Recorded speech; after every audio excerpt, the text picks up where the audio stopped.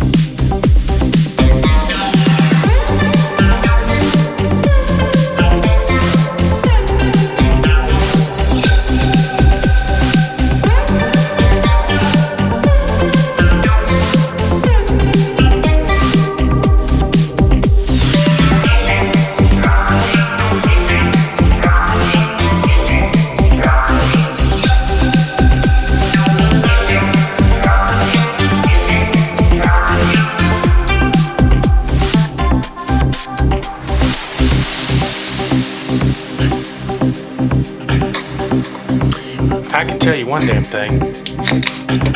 Jacking around with that store-bought crust is driving me to drink. I think there may have been too much pie filling in that one, but I didn't weigh the apples or anything. The apples taste delicious, by the way, so I think filling is going to be down.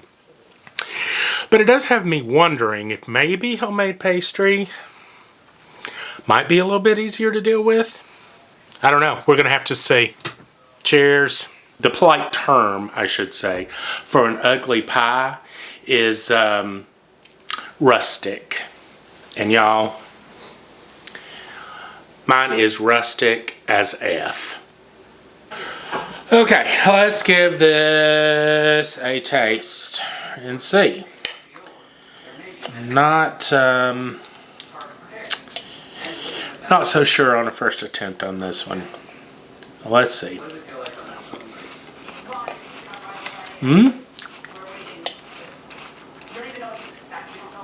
You know, flavors are there.